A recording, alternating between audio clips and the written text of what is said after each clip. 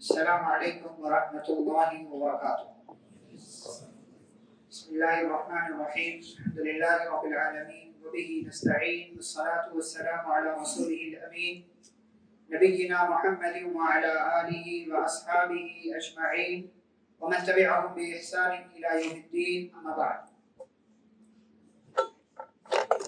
اللہ کے فضل و کرم اور اس کی توفیق سے آج ہم نے پارہ نمبر 29 سماعت کیا، اور پارہ نمبر 29 کے حوالے سے ہی آج کی اس مجلس میں مختلف باتیں ہوں گی۔ پارہ نمبر 29 کے اندر کل 11 صورتیں ہیں، سورہ نمبر 67 سے لے کر کے سورہ نمبر 77، 11 صورتیں۔ سب سے پہلی سورہ ہے سورۃ الملک۔ اس سورہ کی بڑی فضیلت ہے۔ پیارے رسول صلی اللہ علیہ وسلم نے حدیث کے اندر بیان کیا، المانعہ من عذاب القبر، یہ سورہ قبر کے عذاب سے بچانے والی۔ اگر کسی کو قبر کے عذاب سے بچنا ہے تو اسے چاہیے کہ وہ سورۃ الملک کی تلاوت کرے۔ کب؟ رات کو سونے سے پہلے۔ رسول اکرم صلی اللہ علیہ وسلم نے اس کی فضیلت میں یہ بات بیان کی۔ اس سورہ کے اندر 30 آیتیں ہیں۔ اللہ نے ابتدا میں اپنی بادشاہت کا تذکرہ کیا، تبارک الذی بیدہ الملک، بابرکت ہے وہ ذات جس کے ہاتھ میں بادشاہت۔ عربی زبان کتنی ریچ لینگویج ہے اور کتنی مالدار زبان ہے۔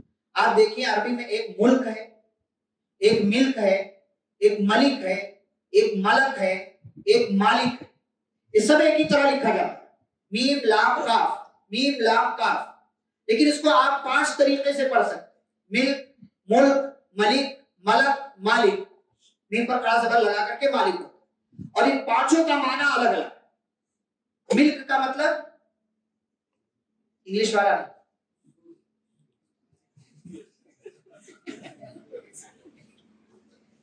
انگلش والا نہیں، عربی والا۔ ملک مطلب ملکیت۔ ملکیت، آپ کسی چیز کے مالک ہے تو کہا جاتا ہے کہ آپ کی ملک میں، آپ کی ملکیت میں۔ ملک کا مطلب عربی والا، اردو میں ملک مطلب ملک کنٹری ہوتا ہے۔ ملک کا مطلب بادشاہت، ملک مطلب بادشاہ، ملک مطلب فرشتہ، اور مالک مطلب مالک، حاکم ہم جانتے ہیں۔ یہ 5 جو ہے الفاظ ہیں، ایک ہی طرح لکھے جاتے ہیں، لیکن تھوڑے سے فرق کے ساتھ ان کا معنی کہیں سے کہیں پہنچ جاتا ہے۔ تو یہ عربی زبان کی خصوصیت ہے، اور یہ عربی زبان کی مالداری ہے، اور اس کی جو ہے فیاضی آپ کہہ لیجیے۔ اللہ تعالیٰ نے اپنی بادشاہت کا تذکرہ کیا، موت اور حیات کا مقصد بیان کیا۔ فرمایا اللہ نے موت اور حیات کو پیدا کیا، کیوں؟ لیبلوکم ایکم احسن عملا، تاکہ اللہ تمہیں آزمائے کہ تمہیں بہتر عمل، احسن عمل کون کرتا ہے۔ اللہ نے نہیں کہا زیادہ عمل کون کرتا ہے۔ اور احسن عمل کب ہوتا ہے، عمل بہتر کب ہوتا ہے؟ جب پیارے رسول صلی اللہ علیہ وسلم کے طریقے کے مطابق ہو۔ سوال یہ نہیں ہے کہ 20 پڑھنا ہے کہ 36 پڑھنا ہے کہ 8 پڑھنا ہے، سوال یہ ہے کہ نبی نے کتنا پڑھا۔ سوال یہ ہے کہ پیارے رسول صلی اللہ علیہ وسلم کا طریقہ کیا ہے، یہ بہتر عمل ہوگا۔ آپ پڑھنے کو تو 50 بھی پڑھ سکتے ہیں، 100 بھی پڑھ سکتے ہیں، 20 ہی کیوں، لیکن یہ آپ زیادہ عمل کر رہے ہیں، آپ بہتر عمل نہیں کر رہے، اس لیے کہ بہتر عمل وہ ہے جس کو پیارے نبی صلی اللہ علیہ وسلم نے کیا ہے اور کر کے بتایا ہے۔ اس کے بعد اللہ تعالیٰ نے اپنی تخلیق کا تذکرہ کیا۔ فرمایا اللہ نے جتنی چیزیں پیدا کی ہیں نا، ان تمام چیزوں میں کوئی ایک عیب آپ کو نہیں ملے، کوئی ایک عیب۔ تلاش کرو، ڈھونڈو، سرچ کرو اور ٹیم لگا دو، کوئی ایک جو ہے آپ کو کہیں کبھی خرابی عیب نظر نہیں آئے گی۔ اللہ رب العالمین نے آگے کافروں کا تذکرہ کیا کہ یہ کافروں کو جہنم کے اندر ڈالا جائے گا تو ان کو دیکھتے ہی جہنم بھڑک اٹھے گی، اور ایسا لگے گا کہ غصے کے مارے ابھی پھٹ جائے، اور جب یہ جہنم کی طرف لائے جائیں گے تو جہنم کا داروغہ پوچھے گا الم یاتکم نذیر، کوئی ڈرانے والا نہیں آیا؟ تو کیا کہیں گے؟ بلا، کیوں نہیں، قد جاءنا نذیر، ڈرانے والا آیا، پھر فکذبنا، ہم نے جھٹلا دیا، وقلنا، اور ہم نے کہا ما نزل اللہ من شیء، اللہ نے کوئی چیز نازل نہیں کی، اور ہم نے اس ڈرانے والے سے کہہ دیا کہ تم تو گمراہ ہو، تم تو گمراہ ہو، جیسے آج کل کہتے ہیں لوگ یہ فلاں گمراہ، فلاں گمراہ، فلاں گمراہ، سرٹیفکیٹ بن رہے، تو ایسے ہی ان لوگوں نے رسولوں سے بھی کہہ دیا تو پھر خود ہی کہیں کہ لو كنا نسمع او نعقل، اے کاش ہم نے سنا ہوتا، ہم نے عقل سے کام لیا ہوتا تو آج ہم جہنم والوں میں سے نہ ہوتے۔ اللہ کیا کہتے ہیں فاعترفوا بذنبهم، یہ اپنے گناہ کا وہاں اقرار کریں گے لیکن وہاں اقرار کرنے کا کوئی فائدہ نہیں۔ فسحقا لاصحاب السعیر، اللہ کہتے ہیں جہنم والوں کے لیے دوری ہو۔ اس کے بعد اللہ تعالیٰ نے اپنے احسانات گنوائے کہ اللہ تعالیٰ نے تمہارے لیے کیا کیا ہے، تمہارے لیے زمین بنائی ہے تاکہ تم اس پہ چل سکو، لیکن تم کیا کرتے ہو، تم گناہ کر کے بھی اپنے آپ کو یہ سمجھتے ہو کہ میرے اوپر اللہ عذاب نازل نہیں کرے گا۔ اللہ کے عذاب سے کبھی اپنے آپ کو معمور اور محفوظ مت سمجھو۔ کچھ لوگ ایسے ہیں کہ گناہ کر کے بھی وہ اس بات کو قبول ہی نہیں کرتے کہ میں نے گناہ کیا، میں نے کوئی غلطی کی۔ ان کو لگتا ہے گنہگار تو باقی سب ہے، میں نے تو کوئی گناہ نہیں کیا، اللہ میری پکڑ نہیں کرے گا۔ کب کس غلطی پر اللہ آپ کی پکڑ کر لے آپ کو اندازہ بھی نہیں۔ اور اللہ نے اپنے اور احسانات کا تذکرہ کیا کہ اللہ نے تمہیں پیدا کیا ہے، تمہیں کان، آنکھ اور دل دیا ہے تاکہ تم سمجھ سکو، لیکن تم بہت کم شکریہ ادا کرتے ہو۔ دو چیزیں اللہ نے یہاں ایک اور بیان کی۔ ایک چیز یہ کہ اللہ نے کہا کہ اے نبی صلی اللہ علیہ وسلم آپ ان سے سوال کیجئے کہ تم کیا کہتے ہو، اگر اللہ مجھے ہلاک کرنا چاہے تو کون ہے جو مجھے اللہ کی پکڑ سے بچائے گا؟ کوئی نہیں بچا سکتا۔ دوسرا سوال اللہ نے کیا کہ آپ ان سے یہ پوچھئے کہ یہ پانی جو تم پیتے ہو اگر اللہ اس کو زمین کی تہ تک لے کر کے چلا جائے فَمَن يَأْتِيكُم بِمَاءٍ مَّعِينٍ، تو تمہیں میٹھا، بہتر اور اچھا پانی کون لا کر کے دے گا؟ کوئی نہیں لا کر کے دے سکتا۔ اب دیکھیں 600 فٹ، 1000 فٹ، 1200 فٹ زمین کھود رہے، پانی نہیں، محنتیں ہو رہی ہیں، پانی نظر نہیں آیا۔ یہ اللہ رب العالمین، کہیں 50 فٹ پر پانی ہے، کہیں 100 فٹ پر پانی ہے، کہیں 1000 فٹ پر پانی نہیں، یہ اللہ تعالیٰ کا۔ اور ایک زمزم کا پانی ہے، کئی 4000 5000 سال ہو چکے ہیں اور پانی آ رہا ہے آ رہا ہے آ رہا ہے، کوئی کمی نہیں، کسی طرح کی کوئی اس میں مشکل نہیں ہے، دنیا پی رہی ہے۔ اور اس وقت 25 لاکھ کا مجمع ہے حرم کے اندر، 25 لاکھ کا مجمع حرم کے اندر، حرم مکی میں خانہ کعبہ، 25 لاکھ لوگ۔ اب آپ سوچیں ایک ایک گلاس ہی اگر وہ پیے ایک دن میں تو کتنا ہو جاتا؟ کہاں سے آ رہا ہے، کون لا رہا ہے، دنیا والے دیکھتے رہ جائیں، کہیں سے ان کو کوئی جو ہے کوئی کلو نہیں ملے گا کہ کہاں سے کیا آ رہا ہے۔ یہ اللہ کا کمال ہے۔ تو پانی کا بیجا اسراف نہیں ہونا چاہیے، پانی کی فضول خرچی۔ ہمارے لوگ کھڑے ہو جاتے شاور کے نیچے، نہ ہو پانی گرتا ہے گرتا ہے گرتا گرتا گرتا، کیا ہے فضول خرچی؟ پوچھا جائے ثم لتسألن يومئذ عن النعيم، ہر نعمت کے بارے میں اللہ رب العالمین سوال کرے گا۔ اس کے بعد سورۃ القلم کا آغاز ہوتا ہے۔ قلم کی اہمیت ہے کہ اللہ نے قلم کی قسم کھائی، اور سب سے پہلے اللہ نے کون سی چیز پیدا کی؟ قلم۔ اول ما خلق اللہ القلم، اللہ نے سب سے پہلے قلم پیدا کیا، پھر قلم سے کہا اکتب، لکھو۔ قلم نے کہا کیا لکھو؟ تو اللہ نے کہا اکتب ما هو کائن الی یوم القیامہ، لکھ دو جو کچھ قیامت تک ہونے والا ہے۔ قلم نے سب کچھ لکھ دیا، سب کچھ لکھ دیا، اور جب سب لکھ دیا تو کہا گیا رفعت الاقلام وجفت الصحف، اب قلم کو اٹھا لیا گیا ہے اور صحیفے خشک ہو گئے ہیں، اب مزید کوئی چیز لکھی نہیں جائے گی، جو کچھ دنیا میں ہوگا سب لکھا جا چکا، سب کچھ لکھا جا چکا۔ اسی میں سے ایک چیز یہ بھی ہے کہ آپ کے ساتھ کچھ اور ہونے والا تھا لیکن آپ نے دعا مانگ لیا تو آپ کے ساتھ کچھ اور ہو گیا۔ لا يرد القضاء الا الدعاء، لا يرد القضاء الا الدعاء، کہ اللہ کا جو فیصلہ ہے اس میں تبدیلی صرف دعا کے ذریعے ہوتی ہے۔ یہ سب تقدیر میں لکھا ہو آپ کے ساتھ، جو یہ اگر آپ اس فلسفے کو، اسی لیے ہمارے ایمان کے ارکان، اسلام ایمان کے ارکان میں سے ایک رکن کیا ہے؟ وَأَن تُؤْمِنَ بِالْقَدْرِ خَيْرِهِ وَشَرِّهِ، تقدیر کے اچھی بری ہونے پر ایمان لیا۔ زبردستی کچھ نہیں ہو رہا آپ کے ساتھ، اللہ نے آپ کو مجبور نہیں بنایا، اللہ نے آپ کو اختیار دیا، عقل دی، طاقت دیا، ساری چیزیں دے دی اللہ رب العالمین۔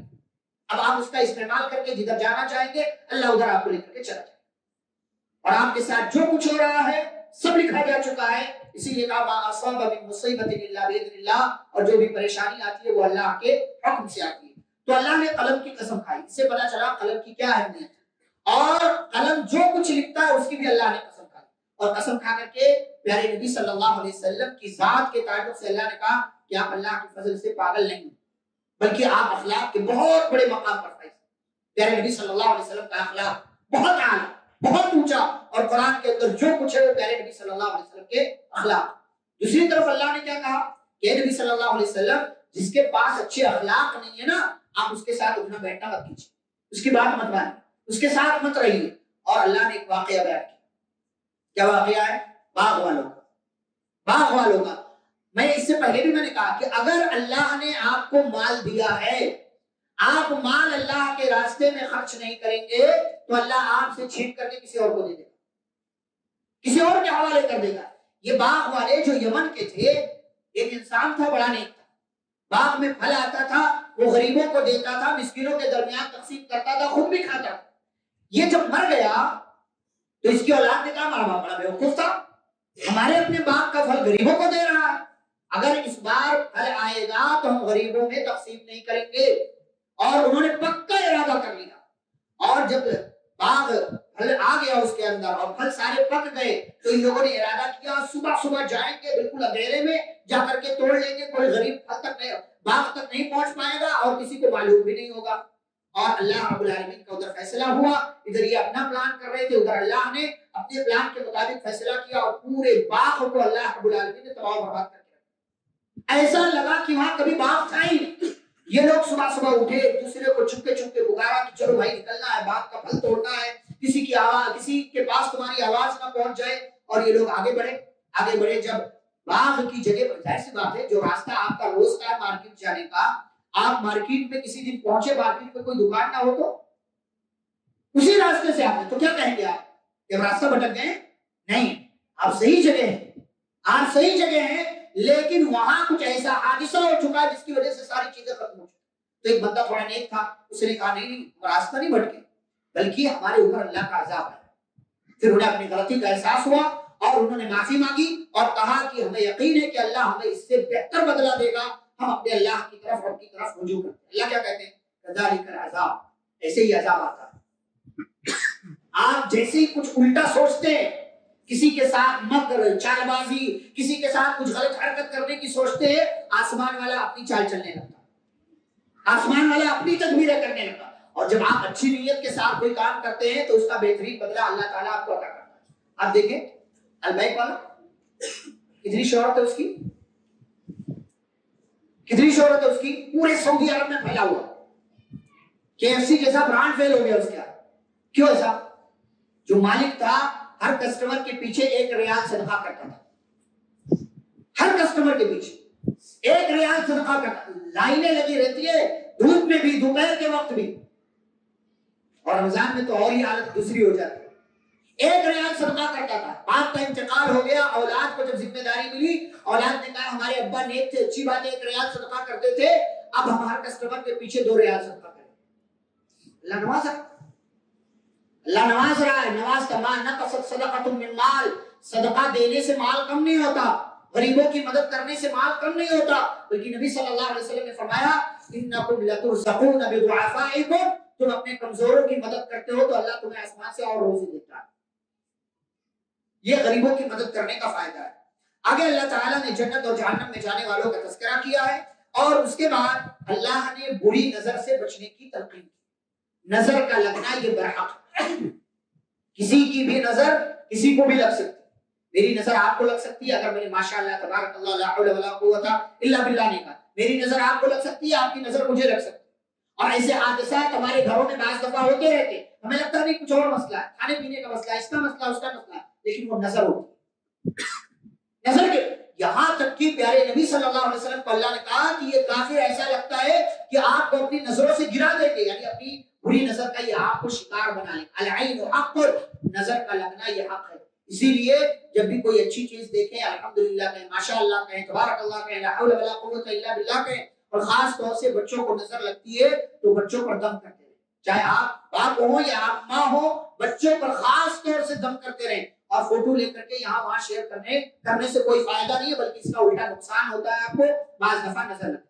فوٹو کو بھی علماء نے کہا فوٹو کی وجہ سے بھی کسی کی نظر کسی کو لگ سکتی ہے، اس لیے احتیاط برتا کریں. اللہ تعالیٰ نے سورۃ الحاقہ میں جھٹلانے والی قوموں کا انجام بیان کیا. قیامت آئے گی تو دنیا کا کیا حال ہے؟ قیامت کے بارے میں تصور کیا کبھی تصور کیا؟ قیامت آئے گی، یہ زمین نا اللہ تعالیٰ اس کو اٹھا لے گا، پہاڑوں کو اٹھا لے گا اور دونوں کو آپس میں ٹکرا دیا جائے. کیا عالم ہوگا؟ کیا وانشقت السماء، آسمان ٹوٹ جائے، فہی یومئذ بالکل کمزور، اور یہ سب کو اللہ تعالیٰ تبدیل کر دے۔ ایک جگہ اللہ نے کہا والسماوات مطویات بیمینہ، اللہ پورے ساتوں آسمانوں کو اپنے دائیں ہاتھ میں لے لے گا، ساتوں آسمان اللہ کے دائیں ہاتھ۔ اب اللہ کا ہاتھ کیسا ہے، کیفیت بیان کرنے کی ضرورت نہیں، کیونکہ جتنا بتایا ہے اتنا ہی ماننا ہے، یہ قیامت۔ اور فرشتے آسمان کے کناروں پر ہوں گے، اور اللہ تعالیٰ کے عرش کو 8 فرشتے اٹھائے ہوئے کھڑے ہوں گے۔ اللہ رب العالمین پورے جاہ و جلال کے ساتھ آئے گا، لوگوں کے درمیان اعلان کیا جائے گا یومئذ تعرضون لا تخفی منکم خافیہ، ہوشیار آج کے دن کسی کا کوئی بھی عمل کسی سے چھپا ہوا نہیں ہوگا، یعنی کوئی بھی عمل ایسا نہیں ہے جو تمہارے سامنے ظاہر نہ کیا جائے۔ پھر اللہ تعالیٰ حساب و کتاب کا مرحلہ شروع کرے گا۔ یہ وہ دن ہے جو دن 50,000 سال کے برابر ہوگا، ایک دن 50,000 سال کے برابر۔ اللہ تعالیٰ حساب و کتاب لے گا، لوگوں سے سوال کرے گا، اچھے لوگ اللہ تعالیٰ ان سے سوال کرے گا، اپنی رحمت نازل کر کے اللہ تعالیٰ ان کے چھوٹے موٹے جو گناہ ہوں گے ان کو معاف کر دے گا، اور ان کا نام اعمال دائیں ہاتھ میں دے گا۔ دائیں ہاتھ میں نام، اچھا یہاں پر ایک بات رک کر، ہمارے یہاں کچھ لوگ دائیں ہاتھ کو سیدھا ہاتھ کہتے ہیں، سیدھا ہاتھ بولتے، یہ ٹیڑھا، یہ ٹیڑھا، یہ سیدھا ہے، یہ الٹا ہے یا ٹیڑھا ہے؟ دایاں بایاں، یہ سیدھا الٹا کیا ہوتا ہے؟ یمین شمال، یہ شریعت یہ جو ہے اس کے نام یہ ہے۔ اب آپ جو یہاں کسی کو دایاں بول دو تو سمجھتے نہیں کیا ہوتا ہے، اس کو رائٹ بولنا پڑتا ہے، رائٹ ہینڈ، سیدھا ہاتھ بولنا پڑتا ہے۔ تو اللہ تعالیٰ سیدھے ہاتھ میں، بھائی آپ کی زبان بولتا ہوں آپ کے علاقے میں، ورنہ میں سیٹرڈے کو ہفتے کو سنیچر بولوں تو بعض دفعہ سمجھتے نہیں لوگ، چار شنبے کو بدھ بولوں تو بعض دفعہ لوگ ایسا آنکھیں نکالتے یہ کون سا دن ہے۔ تو اللہ تعالیٰ دائیں ہاتھ میں سیدھے ہاتھ میں نامہ اعمال دے گا، تو بڑا خوش، بڑا خوش کہ ہمارا عمل ایسا ہے کہ ہمیں دائیں ہاتھ میں ملے، ایسا عمل ہمارا، دیکھو کتنا نیکیوں پر یقین، گناہ زیادہ ہے تو وہ کیا کہے گا، لیتے ساتھ لو ہاؤ اقرؤ کتاب، لو میرا نام ہے عمل، پڑھو پڑھو، دیکھو یہ میرا نام ہے، میرا رزلٹ آ گیا فرسٹ ٹائم۔ وہاں دو ہی رزلٹ، وہاں A plus A، B plus B، C plus C، یہ نہیں ہے، ایک گریڈ نہیں چلتا ادھر، وہاں صرف دو ہی، جنت یا جہنم، دایاں یا بایاں، دو ہی ہے بس۔ کہو لو میرا نام ہے عمل پڑھو، میں فرسٹ، انی ظننت انی ملاق حسابیہ، مجھے پکا یقین تھا، مجھے پکا یقین تھا کہ مجھے میرا نام اعمال دائیں ہاتھ میں ملے گا، فوق فی عیشۃ راضیہ، خوشی والی زندگی، دوڑے گا، بھاگے گا، چلائے گا، لوگوں لو میرا نام اعمال۔ اللہ تعالیٰ کہے گا کہ جاؤ جنت میں رہو، کھاؤ پیو، جو کچھ تم دنیا سے کر کے آئے ہو اس کا بدلہ تمہیں دیا جا رہا ہے۔ لیکن تصویر کا دوسرا رخ بھی ہے، سکے کا دوسرا پہلو بھی ہے۔ کچھ لوگ ایسے ہوں گے جن کے نام اعمال بائیں ہاتھ میں دیے جائیں، اور سورۃ الانشقاق میں اللہ نے کہا پیٹھ کے پیچھے سے دیا جائے گا۔ پیٹھ پیچھے کیا کام ہوتا ہے، اچھا ہے برا، برا کام، اندھیرے میں برا کام ہوتا ہے، غیر حاضری میں آپ کی برائیاں بیان کی جاتی ہیں۔ تو پیٹھ کے پیچھے سے یا بائیں ہاتھ میں نام اعمال دیا جائے گا، فوراً انسان کہے گا یا لیتنی لم اوت کتابیہ، کاش مجھے میرا نام اعمال نہ دیا جاتا، ولم ادری ما حسابیہ، میرا رزلٹ کیا تھا مجھے معلوم ہی نہیں پڑتا۔ پھر کیا کہیں گا، یا لیتا، اے کاش موت آ جائے، اے کاش موت آ جائے، ما اغنی عنی مالیہ، میرے مال نے مجھے تو کوئی فائدہ ہی نہیں پہنچایا، ہلک عنی سلطانیہ، میرے عہدے، میری پوسٹ، میری سلطنت، میری بادشاہت، میری جاگیرداری، ان سب چیزوں نے مجھے ہلاک کر دیا۔ اللہ کہے خذوہ، پکڑو اس کو، پغلو، اور اس کو چکڑ کر کے لے جاؤ جہنم کے اندر، اور جہنم کی ایک ڈبکی دلا کر کے ہمارے پاس لاؤ، لایا جائے گا۔ پھر اللہ کہے گا اس کو 70 گز کی زنجیر میں جکڑو، اسلکو، اور لے جا کر کے جہنم کے اندر ڈالو۔ کیوں؟ قصور کیا ہے؟ انہ کان لا یؤمن باللہ العظیم، یہ اللہ پر ایمان نہیں رکھتا، اس کے پاس ایمان نہیں۔ نمبر 2، ولا يحض على طعام المسكين، مسکینوں کو کھانا نہیں کھلاتا تھا. مسکینوں کو کھانا کھلایا کرے، غریبوں کو کھانا پہنچایا کرے. وہ نہیں جو کھانے کے بعد بچ جاتا ہے، بلکہ کبھی غریبوں کے نام پر پکا کر کے پہنچایا کرے. ہمارے یہاں بچا ہوا غریب کا حصہ، یعنی بچا ہوا غریب کا حصہ، یا تو پوچھتے ہی نہیں. شادیوں میں کون پوچھتا ہے غریب کو؟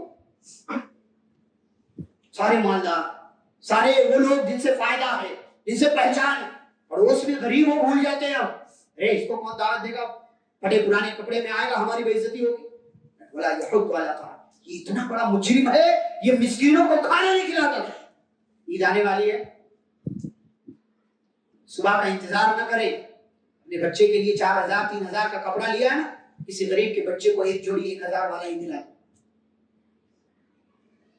کسی کے غریب کے گھر راشن پہنچا دے. ضروری نہیں ہے کہ ہر کام جمعیت کرے، جماعت کرے. اس طریقے کا آپ کو بھی کرنا چاہیے. جماعت کی مدد کرے، جمعیت کی مدد کرے، جماعت کو مضبوط کرے، جمعیت کو مضبوط کرے. لیکن خود اپنے پاس ایسی نیکیاں رکھے جن نیکیوں کا گواہ اللہ کے سوا کوئی اور نہ ہو. نیکیاں ہونی چاہیے ہمارے پاس. تو اللہ کہے گا یہ اتنا بڑا مجرم ہے کہ مسکینوں کو کھانا نہیں، ہم نے دیا تھا مال، یہ مسکینوں کو کھانا نہیں کھلاتا. پھر اللہ کیا کہتا ہے؟ فلیس لہ الیوم ہاہنا، کوئی چگری دے اس کسی کے کام نہیں آنے والا. ولا طعام الا من غسلین، کھانا کیا ملے گا اس مجرم کو؟ غسلین. اس کو بولتے ہیں گھوڑی سے نکلنے والے مواد کو. اس کو دیکھنا بھی ہم گوارا نہیں کرتے، جو دکھنے میں بھی اچھا نہیں ہے، وہ کھانے کے طور پر سرو کیا جائے گا جہنمی ہو.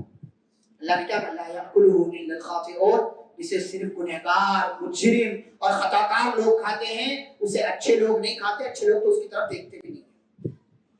اس کے بعد اللہ تعالیٰ نے سورۃ المعارج کے اندر ذکر کیا پھر مجرم کا. اچھا ایک چیز کیا ہے پتہ ہے؟ جیسے جیسے قرآن مکمل ہو رہا ہے ویسے ویسے قیامت کا تذکرہ زیادہ ہو رہا ہے. کیوں؟ اس لیے کہ ہمارا فائنل ڈیسٹینیشن کیا ہے؟ وہی آخری منزل ہوئی. تو جو آخری منزل ہے اسے بار بار یاد رکھو. آپ 2 قدم چلے آخری منزل، آپ 1 دن گزارے قیامت، جنت، جہاں ہمیشہ منزل پر نگاہ ہونی چاہیے. اس لیے کہ منزل پر نگاہ نہ ہو تو بعض دفعہ راستہ بھٹک جاتے ہیں.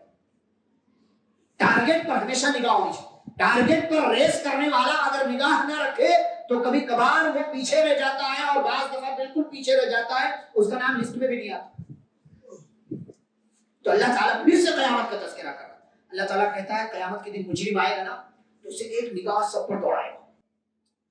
سب پر اس کو پتا ہے کہ میرا نام ہے عمل مجھے بائیں ہاتھ میں ملنے والا، تو پہلے سے سوچے گا اور شدید خواہش کرے گا. کیا خواہش کرے گا؟ لو یفتدی من عذاب یومئذ ببنیہ، کہ کاش کوئی آئے اس کو بچا لے. کیسے بچا لے؟ وہاں تو رشوت چلتی نہیں ہے، پھر کیسے بچا لے؟ وہ میری جگہ خود کو رکھ دے اور خود کو میری جگہ رکھ لے. کوئی بات ہے؟ ایک باپ بھی نہیں کرے گا بیٹے کے لیے، ایک ماں بھی نہیں کرے گی اپنی بچی اور اپنے بچے کے لیے، ایک بے پناہ محبت کرنے والی بیوی بھی اپنے شوہر کے لیے قربانی نہیں دے گی کہ میرے شوہر چلو تمہارے گناہوں کی وجہ سے اللہ تعالیٰ تمہیں جہنم میں ڈالنے والا، میں تمہاری جگہ چلے جاتی ہوں تو میری جگہ جنت میں چلے جاؤ. مجرم خواہش کرے گا کاش کوئی آ جائے بچائے.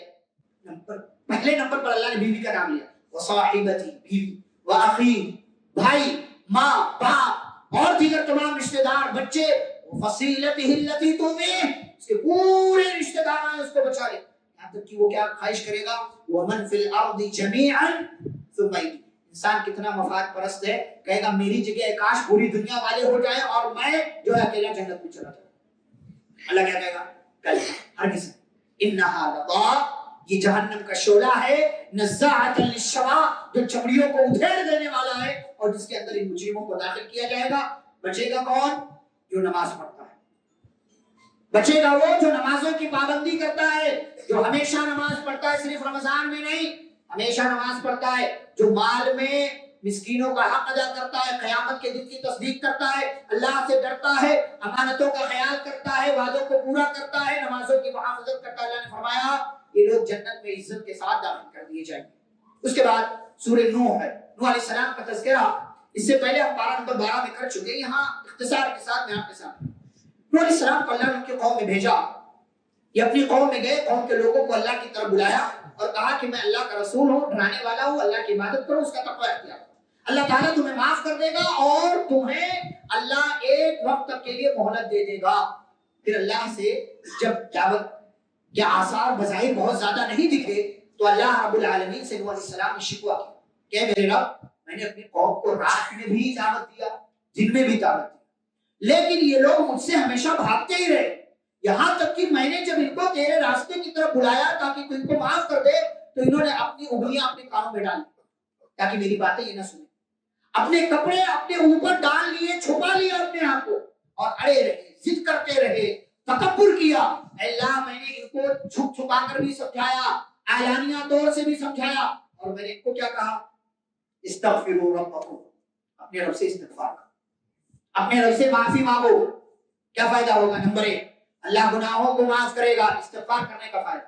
اللہ گناہوں کو معاف کرے گا, آسمان سے بارش نازل کرے گا, اللہ مال دے گا, اللہ اولاد دے گا, اللہ جنتیں دے گا, اللہ نہریں تمہارے لیے جاری کرے گا, اور اللہ تعالیٰ تمہیں پاور میں کر دے گا, تمہاری طاقت و قوت میں اللہ رب العالمین اضافہ کر دے گا. پھر کہنے لگے اللہ میں نے انہیں یہ سب سمجھایا, تیری طرف بلایا, لیکن یہ لوگ نہیں مانے بلکہ الٹا نافرمانی کی. یہاں تک کہ کہا کہ اے میری قوم کے لوگوں, ان لوگوں نے آپس میں کہا کہ تم ود کو, سواع کو, یغوث کو, یعوق کو, نصر کو, جو معبود تھے جن کی عبادت یہ لوگ کرتے تھے, کہنے لگے ان کو نہ چھوڑنا, پکڑ کے رہو. اللہ ان لوگوں نے بہت سے لوگوں کو گمراہ کیا. پھر اللہ سے بددعا کیا نوح علیہ السلام. آپ سوچیں, جو نبی قوم کی اصلاح کے لیے بھیجا جاتا ہے, اس نبی کے ساتھ کیسی کیسی غلط حرکتیں ان لوگوں نے کی کہ نبی نے بددعا کر دیا اور کہا رب لا تذر علی الارض من الکافرین طیارا, اے اللہ زمین پر کسی کافر کو چلتا پھرتا مت چھوڑ. کیوں؟ اس لیے کہ اگر تو نے انہیں باقی رکھا تو یہ تیرے بندوں کو گمراہ کریں گے اور ان کی نسل بھی کافر پیدا ہوگی, یہ کافر بچے ہی پیدا کریں گے. پھر اللہ سے دعا کیا, اے میرے رب تو مجھے معاف کر دے, میرے ماں باپ کو معاف کر دے, اور تمام مومن مردوں اور عورتوں کو معاف کر دے, اور اللہ تو تمام ظالموں کو ہلاک و برباد کر دے. اس کے بعد سورۃ الجن کا آغاز ہوتا ہے. مرتبہ جنوں کی نبی صلی اللہ علیہ وسلم سے ملاقات ہوئی, انہوں نے قرآن سنا, قرآن سن کر کے وہ ایمان لے آئے, اور پھر ایمان لانے کے بعد اپنی قوم میں گئے اور قوم والوں کو بھی ایمان لانے کی نصیحت کی کہ ہماری قوم کے لوگوں, ہم نے قرآن سنا ہے جو قرآن سیدھے راستے کی طرف رہنمائی کرتا ہے, اور ہمارا عقیدہ بہت گڑبڑ تھا. ہم اللہ کے لیے بیٹی مانتے تھے, ہم اللہ کے لیے بیوی مانتے تھے, اللہ کی کوئی بیوی نہیں. ہم اللہ کے لیے اولاد مانتے تھے, اللہ کی کوئی اولاد نہیں. اور ہم کئی ایک معبودوں کی عبادت کرتے تھے, لیکن اللہ کے سوا کوئی معبود نہیں ہے. اور بہت سارے غلط عقائد کا تذکرہ کیا اور کہا ہم میں سے بھی کچھ لوگ مسلمان ہیں, کچھ لوگ نافرمان ہیں, کچھ لوگ نیک ہیں, کچھ لوگ برے ہیں. اور یہ یاد رہے, یہ پیارے نبی صلی اللہ علیہ وسلم صرف انسانوں کے رسول نہیں بلکہ جنوں کے لیے بھی رسول بنا کر کے بھیجا گیا. بعثت الی الثقلین, نبی صلی اللہ علیہ وسلم نے فرمایا میں دونوں کی طرف بھیجا گیا ہوں, اور جنوں میں سے بھی بہت سے لوگ ایسے ہیں جو مومن ہیں, اللہ پر, رسول پر اور قرآن پر ایمان رکھتے ہیں اور ایمان والی زندگی وہ گزارتے ہیں. اس کے بعد اللہ تعالیٰ نے مسجد کے آداب ذکر کی کہ مسجد اللہ کے لیے ہے, لہذا اللہ کے ساتھ کسی اور کو مت پکارو. آج دیکھیں کتنی مسجدیں ایسی ہیں جہاں اللہ کے ساتھ کسی اور کو بھی پکارا جاتا ہے, کسی اور کو بھی پکارا جاتا ہے. فلاں کو نام لے لے کر کے, فلاں صاحب ہماری مدد کرو, فلاں مدد کرو, فلاں مدد کرو, نام لے لے کر کے پکارا جاتا ہے. بلکہ اب تو دو چار قدم لوگ اور آگے بڑھ گئے. مسجد کے اندر صرف دین کا کام, اللہ کے ذکر کا, نماز کا, قرآن کی تلاوت کا, ایسی مجلسوں کا, ایسی محفلوں کا, یہاں تک کہ مسجد میں اونچی آواز میں بات بھی نہیں کرنا چاہیے. عمر رضی اللہ عنہ کا زمانہ تھا, آپ مسجد نبی میں بیٹھے ہوئے تھے, خلیفہ تھے. حضرت عمر رضی اللہ عنہ نے دیکھا دو آدمی مسجد میں بیٹھ کر کے بات کر رہے ہیں اونچی اونچی آواز.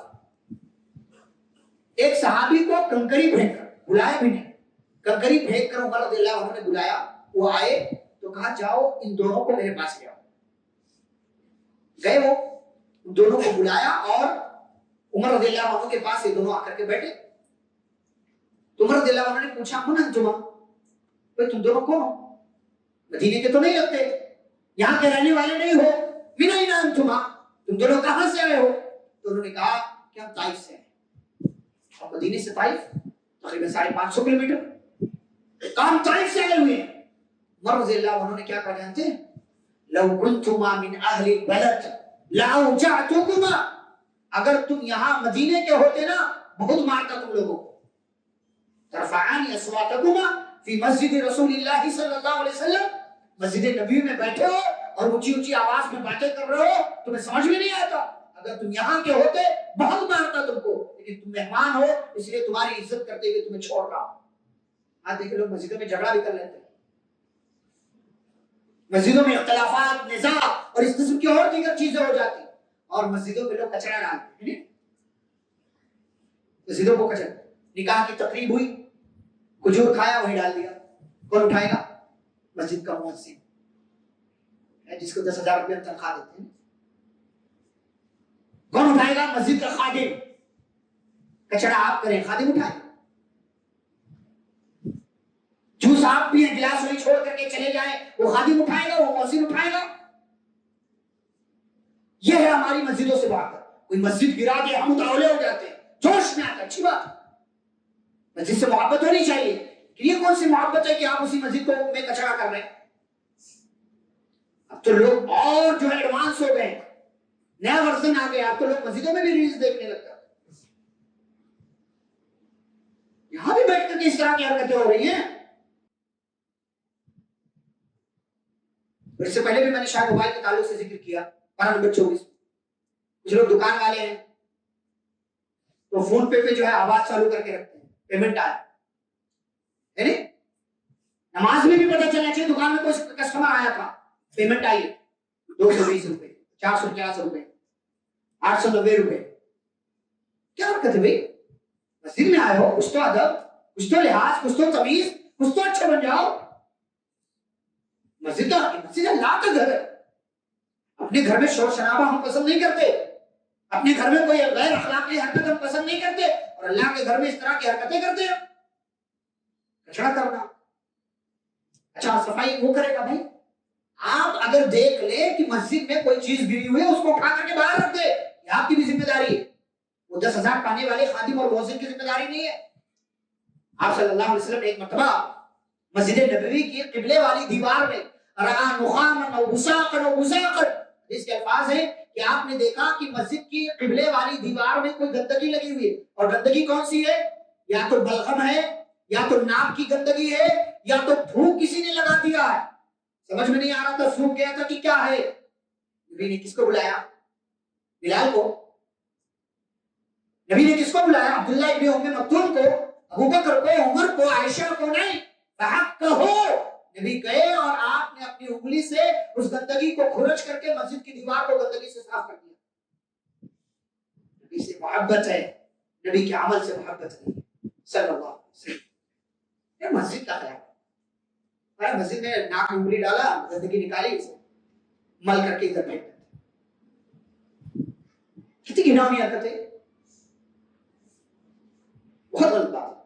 مسجد کا خیال رکھے, مسجد کے حقوقات کتنی ساری بولی جائے, کیا کیا باتیں کی جائے, بہت ساری باتیں ہو سکتی. بہرحال تو مسجد اللہ کے لیے, مسجد کا خیال رکھے. اس کے بعد سورۃ المزمل شروع ہوتی ہے. اللہ نے نبی صلی اللہ علیہ وسلم کو قیام اللیل کا حکم دیا, اور یاد رہے نبی کے لیے تہجد پڑھنا یہ واجب تھا. پہلے نبی صلی اللہ علیہ وسلم پوری رات پڑھتے تھے, تو اللہ نے کہا نہیں پوری رات, آدھی رات, یا آدھی رات سے تھوڑی کم, یا اور زیادہ تھوڑا پڑھنا چاہ رہے تو آدھی رات سے تھوڑا زیادہ پڑھیے, لیکن پوری رات. اور تہجد میں, قیام اللیل میں, اور جو رات کی یہ نماز ہے جسے رمضان میں تراویح کہتے ہیں, جہاں سے آپ کو یاد ہو وہاں سے آپ قرآن مجید کی تلاوت کیجیے. ہمارے حنفی بھائیوں کے یہاں کیا ہے, قدوری وغیرہ میں یہ بات موجود ہے کہ کم از کم رکعت میں 3 آیت پڑھنا چاہیے. بلا وجہ کی بات, کوئی 3 آیت, آپ ایک آیت پڑھ کر کے بھی رکوع میں جا سکتے. قل اللہ احد آپ نے بولا, رکوع میں چلے گئے, نماز ہو گئی آپ کی. ایک آیت فقرؤوا ما تيسر من القرآن, اور اللہ نے کہا نماز قائم کرو, زکات دو, اللہ کو قرضہ دو, اللہ کو قرضہ. اللہ نے یہ بات جب کہی نا تو یہودیوں نے کہا دیکھو اللہ فقیر ہے, ہم مالدار ہیں, اللہ ہم سے قرضہ مانگ رہا. بیوقوف, یہ قرضہ اللہ کیوں مانگ رہا ہے؟ تاکہ تمہیں مالدار کر دے. یہ اللہ قرضہ تم سے مانگ رہا ہے. قرض دے کر کے کوئی مالدار نہیں ہوتا, لیکن اللہ کو جو قرض دیتا ہے وہ مالدار ہو جاتا ہے. اسی لیے اس کو کیا کہا جاتا ہے؟ قرض حسن, اچھا والا قرض, جس کا بدلہ آپ کو ملتا ہے. اور جو خرچ کریں گے وہ اللہ کے پاس بہتر پائیں گے. اللہ سے استغفار کرتے رہیے, اللہ بخشنے والا, رحم کرنے والا. اس کے بعد سورۃ مدثر نہ لوگ مدثر نام رکھتے. مدثر کون سا نام ہوتا ہے؟ مدثر دال پر تشدید، مزمل زا پر تشدید. یا ایھا المزمل ہے، یا ایھا المزمل نہیں، یا ایھا المدثر ہے، یا ایھا المدثر نہیں. قرآن پڑھو دیکھ کر پڑھو، یہ نہیں کہ جو پہلے سے یاد ہے ہم کو بس فٹافٹ وہی پڑھ لیا. بعض لوگوں کو سورہ یاسین ہوتی ہے یاد ہوتی ہے تو حافظ صاحب جب تراویح پڑھاتے ہیں نا تو ڈرتے رہتے ہیں کہیں اٹک گیا فوراً پیچھے سے کوئی ٹوکے گا.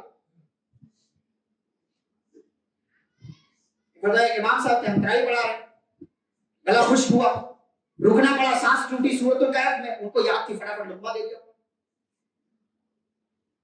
مطلب آیت الکرسی بھی یہ بات ہو گئی. اچھا اٹکتے وہی ہیں جہاں لوگوں کو یاد ہوتا ہے. آیت الکرسی میں اٹکے پھر سے امام صاحب نے لقمہ دے دیا. لوگوں نے کہا ارے یہ اکیلے پڑھاتے ہیں، ان کے پیچھے کوئی حافظ نہیں رہتا ہے، یہ غلط کرتے ہوں گے، کچھ نہ کچھ جو ہے پار کر جاتے ہوں گے، ایک آدھ صفحہ دو صفحہ جو ہے یہاں سے وہاں پہنچ جاتے ہوں گے. سبھی لوگ قرآن لے کر کے کھڑے ہو جاؤ، اللہ کا فضل ہے. ویسے تو قرآن آپ کو لے کر کے، ہمارے یہاں بھی کچھ ہوشیار قوم، چالاک قوم یا کیا قوم کو کچھ لوگ پیچھے موبائل میں دیکھتے ہیں، سبحان کیوں اپنی نماز خراب کرے بھائی.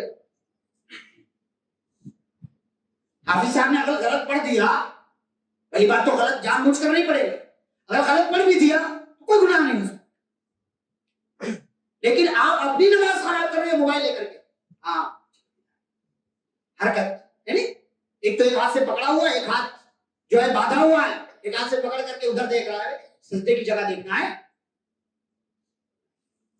موبائل کی اسکرین پہ دیکھنا، پھر ایک پیج ہوا پلٹا، کیا کر رہا، کیا حرکت ہے یہ؟ غلط بات. تو اللہ تعالیٰ نے یا ایھا المدثر کا مدثر میں، ٹھیک ہے. تو یعنی نبی صلی اللہ علیہ وسلم کو اللہ نے دعوت و تبلیغ کا حکم دیا. اچھا یہ وہ سورہ ہے جس سورہ میں اللہ نے یہ بات کہی ہے کہ جنتی اور جہنمی آپس میں مکالمہ کریں گے، کنورسیشن، گفتگو ہوگی ان کے بیچ، بات چیت. تو جنتی پوچھیں گے جہنمیوں سے، بھائی ہم جنت میں ہیں تو جہنم میں ہو، ما سلککم فی سقر، بتاؤ کہ جہنم میں کیوں گئے؟ کتنے جواب دیں گے وہ؟ کتنے جواب دیں گے؟ کیا جواب دیں گے نہیں پوچھا. 4 لم نکن من المصلین، ہم نمازیوں میں سے نہیں تھے. نمازی کون ہوتا ہے؟ جمعہ والا، 3 وقت والا، 4 وقت والا.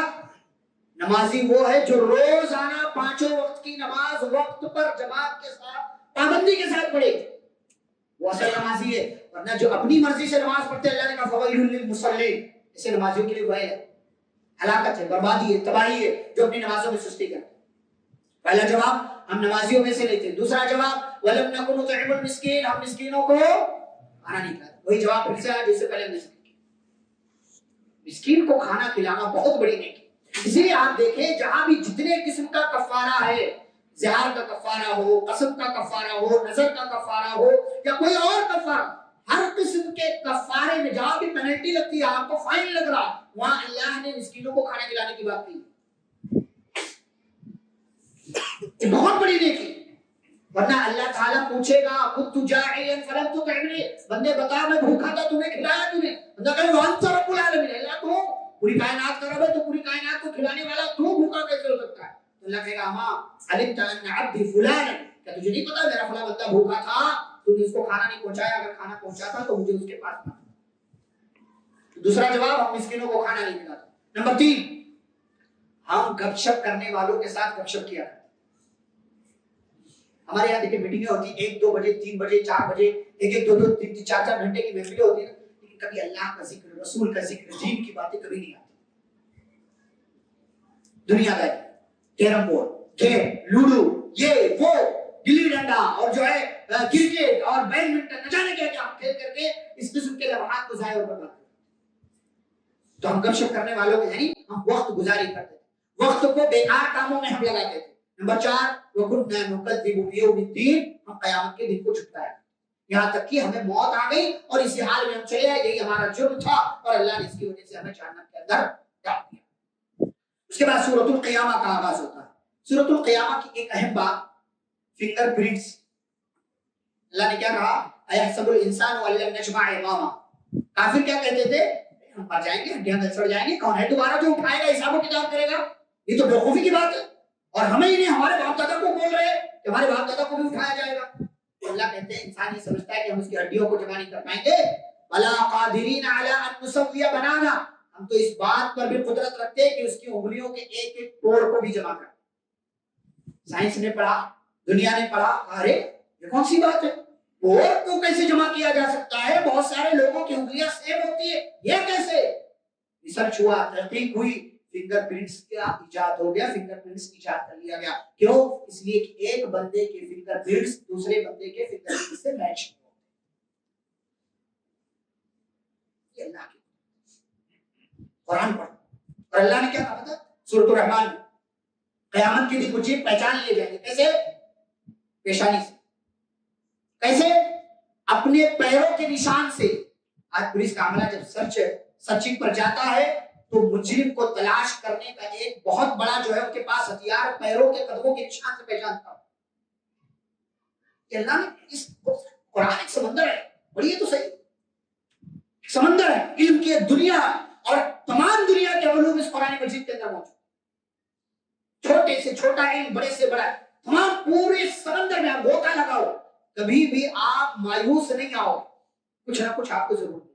پڑھو تو صحیح, قرآن کی تلاوت کرو. اور اس کے بعد اللہ تعالیٰ نے قیامت کا تذکرہ کیا ہے. قیامت کا تذکرہ کل بہت تفصیل سے آئے گا انشاءاللہ 30ویں پارے میں, وہاں ذکر کریں گے.